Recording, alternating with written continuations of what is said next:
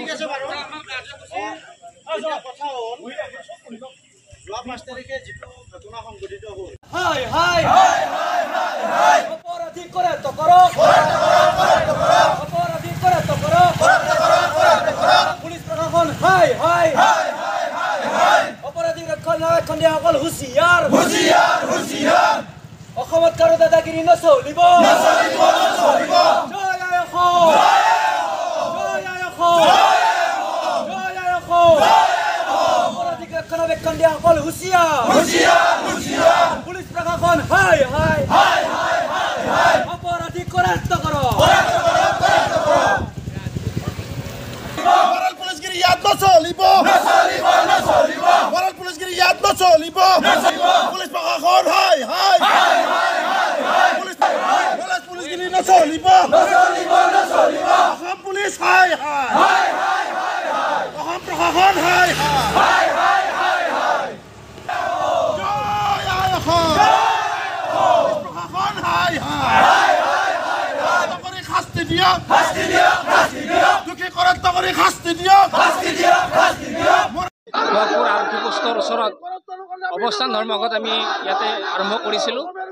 ইয়াৰ মূল কাৰণ হ'ল যোৱা 5 তাৰিখে আমাৰ এজন খিলঞ্জীয়া যুৱকক কেইজনমান কালপিতে নিৰ্মমভাৱে হত্যা কৰাৰ এটা প্ৰচেষ্টা হাতত লৈছিলে। আমি দেখিবলৈ পাইছিলোঁ তেখেতক খুখুৰিৰে কাটিছিলে, বিভিন্ন জেগাত আঘাত কৰিছিলে।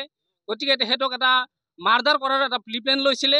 গতিকে এই কেছটোক আমি গৰিহণা দিছোঁ। আজি আমি বিভিন্ন দল সংগঠন লগতে আমি পূব দেফিল আঞ্চলিক ছাত্ৰ সন্থা লগতে বিভিন্ন জনজাতিৰ ক্ষেত্ৰত আমি লগ হৈ ইয়াতে অৱস্থান ধৰ্মঘট আৰম্ভ কৰিছোঁ।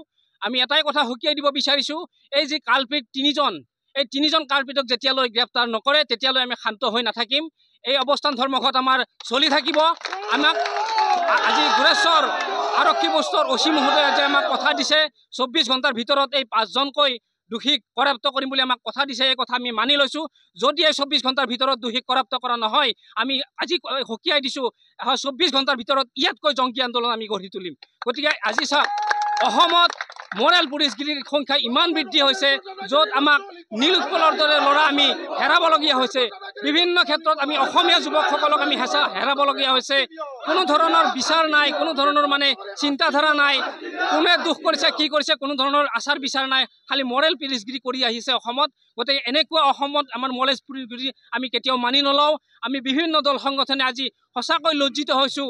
এনেকুৱা এটা অসমত এনেকুৱা ঘটনা কৰি আজি দোষী আজি মুক্ত আকাশৰ তলত ঘূৰি আছে।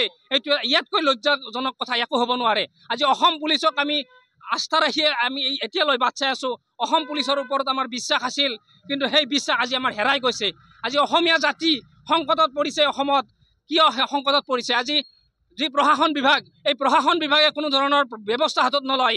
আজি মৰেল পুলিচৰ ক্ষেত্ৰত বিভিন্ন আমাৰ অসমীয়া যুৱকক আমি হেৰাই আহিছোঁ, য'ত আমি কাৰ্বি আংলঙত নীল উৎপলক হেৰাবলগীয়া হৈছে। তথাপিতো আমাৰ প্ৰশাসন এতিয়াও নীৰৱ দৃষ্টিৰে আমি বহি আছে। গতিকে এই ক্ষেত্ৰত আমি গৰিহণা দিছোঁ।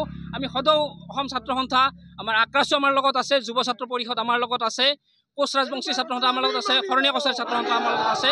বিভিন্ন দল সংগঠনৰ লগত আমি আজি ইয়াতে অৱস্থান ধৰ্মঘট আৰম্ভ কৰিছোঁ। গতিকে আমি 24 ঘণ্টা সময় বান্ধি দিলোঁ। এই 24 ঘণ্টাৰ ভিতৰত যদি এই 3টা কালপিতক যদি গ্ৰেপ্তাৰ নকৰে, ইয়াতকৈ জংকী আন্দোলন কৰিম বুলি আমি আজি সকীয়াই দিলোঁ। ধন্যবাদ। মানে মাৰি কাটি মানে প্ৰায় হত্যা চেষ্টা কৰিছে। গতিকে আজি 72 ঘণ্টা পাৰ হৈ যোৱাৰ পিছতো আমাৰ অসম পুলিচে বা খোৱাপুৰ আৰক্ষী চকীৰ ভাৰপ্ৰাপ্ত বিষয়াজনে আৰক্ষীক ৰক্ষণাবেক্ষণ দি আছে, আৰু ওলোটাই ভুক্তভোগীকে মানে ঘাটখৰা বেছি বহল নকৰিবি বা কেছটো ডাঙৰ নকৰিবি বুলি ধমকিহে দিয়ে। গতিকে এই বিষয়ে আমি খোৱাপুৰ আৰক্ষী বিষয়া ভাৰতৰ বিষয়া মানে মানিকান্ত পেগুৰ ডাঙৰীয়া দিছে, এই ধৰ্মেন্দ্ৰ বৈশ্যক দিছে ভুক্তভোগী। গতিকে এই সংক্ৰান্তত আমি আৰক্ষী বিষয়াজনক আমি ধিক্কাৰ দিছোঁ।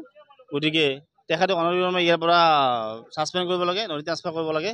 গতিকে তেখেতে অপৰাধীক ৰক্ষণাবেক্ষণ দি থকা বুলি আমি গম পাইছোঁ। গতিকে আজি 3 দিন হ'ল, 72 ঘণ্টা পাৰ হৈ গ'ল। গতিকে তেখেতে পলাবৰ চেষ্টা দিছে বা সময় দিছে, সেইকাৰণে পলাবলৈ সময় দিছে। 72 ঘণ্টাৰতেও বেছি পাৰ হৈ গ'ল। গতিকে এতিয়া মানে পলাই ফুৰি আছে বুলি কৈছে, ধৰিব নোৱাৰে বুলি কৈছে। গতিকে আমি দোষীক কৰায়ত্ব কৰি কঠোৰ শাস্তি দিবলৈ আমি আহ্বান জনাইছোঁ। আৰু আমাৰ যি শোৱাপুৰ আৰক্ষী চকীৰ মানে ভাৰপ্ৰাপ্ত বিষয়াজন আছে তেখেতক আমি অনতিপলমে ছাছপেণ্ড কৰিব লাগে আৰু ট্ৰেন্সফাৰ কৰিব